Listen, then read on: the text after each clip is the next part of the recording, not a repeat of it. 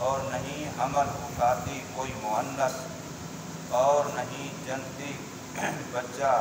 مگر اس اللہ کے علم سے، اور نہیں زندگی دیا جاتا کوئی لمبی زندگی، اور نہیں کم کی جاتی کسی کی زندگی مگر لوح محفوظ میں ہے، بے شک یہ اللہ پر آسان ہے۔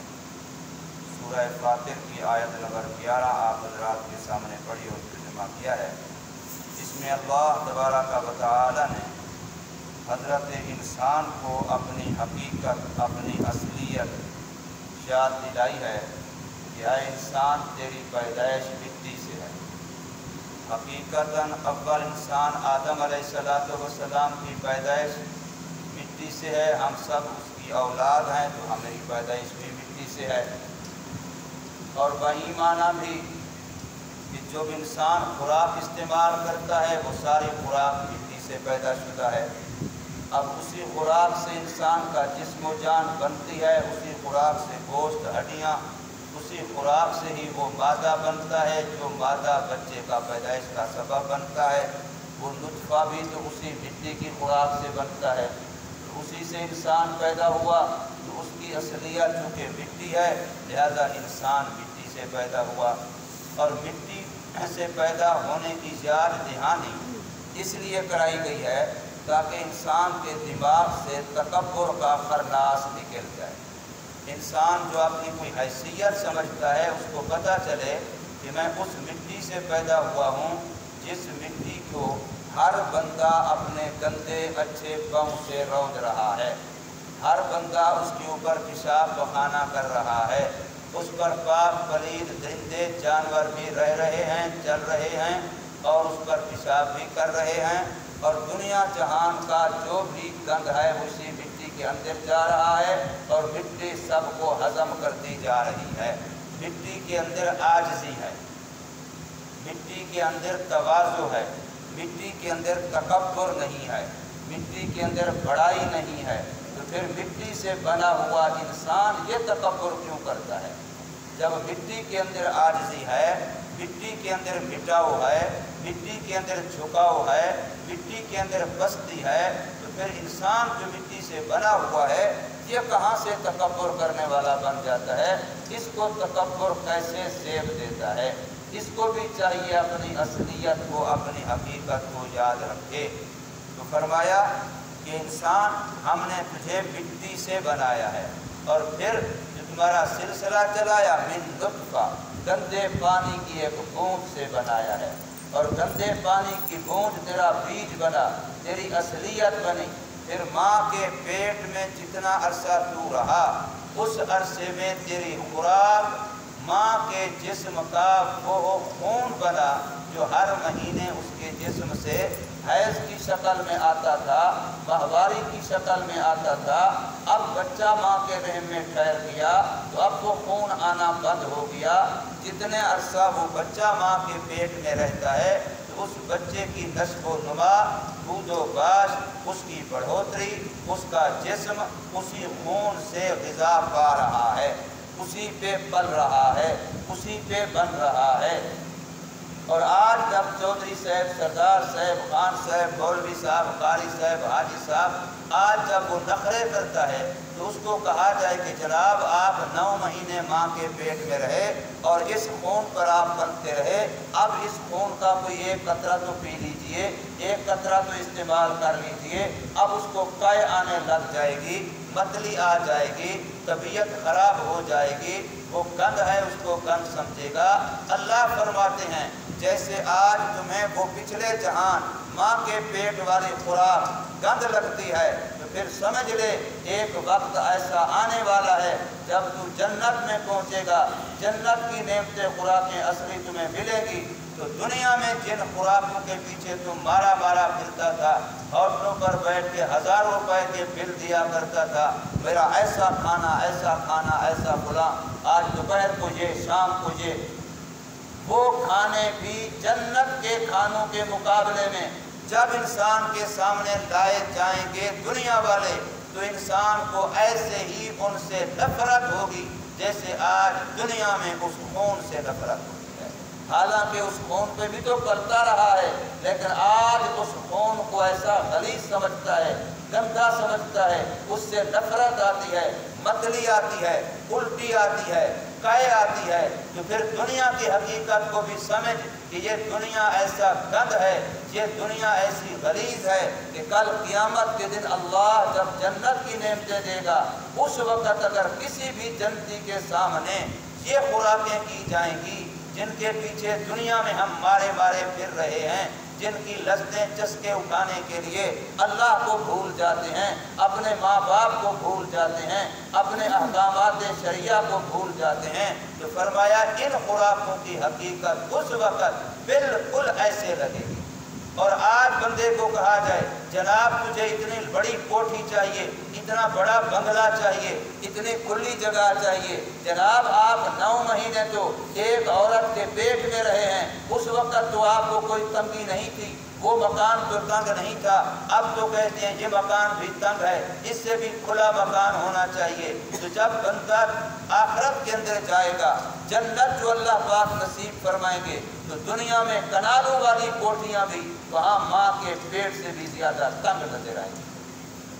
بندہ سمجھے گا میں نے وہاں گزارا کیسے کیا، جب ایک ادنا جنتی کو ساری زمین کے مقابلے میں 10 گنا بڑی جنت ملے گی۔ اس لیے آج انسان دیکھ لے کہ جس ماں کے پیٹ میں میں رہ کے آیا ہوں، اب جو میرا مکان ہے وہ ماں کے پیٹ کے مقابلے میں کتنا گنا زیادہ بڑا ہے۔ تو بالکل ایسے ہی دنیا کے جو مکانات ہیں اللہ پاک جنت میں اس سے یوں 1000 گنا بڑے مکان اور رہائشیں عطا فرمائیں گے۔ اس لیے اللہ پاک فرماتے ہیں انسان فَلْيَتَنَافَسِ الْمُتَنَافِسُونَ، اگر دوڑ لگانی ہے، کوشش کرنی ہے، دوسرے سے آگے بڑھنا ہے، تو پھر جنت کی نعمتوں کی کوشش کر۔ بھلا یہ دنیا بھی کس قابل ہے کہ بندہ اپنی صلاحیتیں اس پر خرچ کر رہا ہے، میرا یہ مکان، میرا یہ فلاں،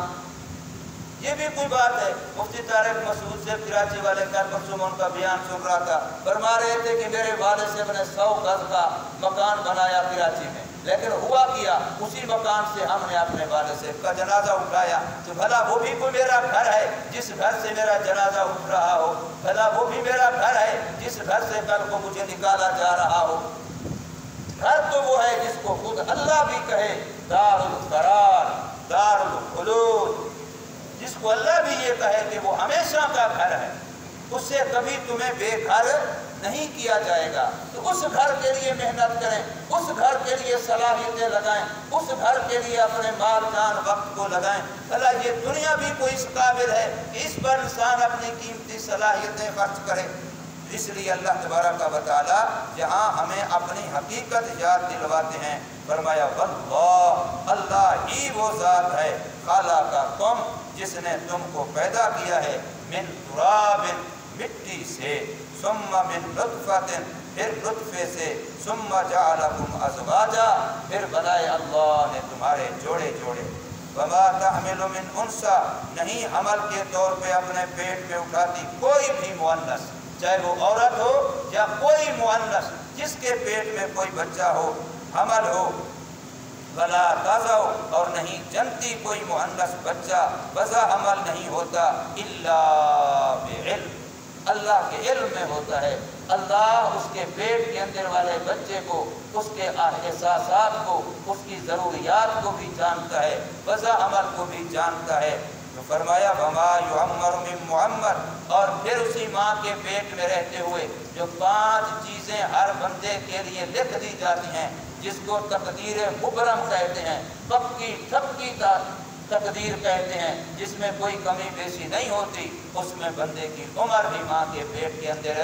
لکھ دی جاتی ہے۔ جس کی عمر جو لکھی گئی ہے، جس کی عمر لمبی لکھی گئی سو وہ لمبی عمر والا ہے، اور جس کی عمر چھوٹی لکھی گئی سو وہ چھوٹی عمر والا ہے، اس کے بعد کوئی تبدیلی نہیں ہے۔ اس کے بعد جو کہا جاتا ہے کہ فلاں فلاں نیک اعمال کی وجہ سے عمر بڑھ جاتی ہے، اس کا معنی عمر میں برکت بڑھ جاتی ہے۔ اور جہاں کہا جاتا ہے کہ فلاں فلاں گناہوں کی نحوست سے عمر گھٹ جاتی ہے، یعنی عمر کی برکت ختم ہو جاتی ہے، ورنہ عمر کے جو رات دن ہیں، اوقات ہیں، ان میں کوئی کمی بیشی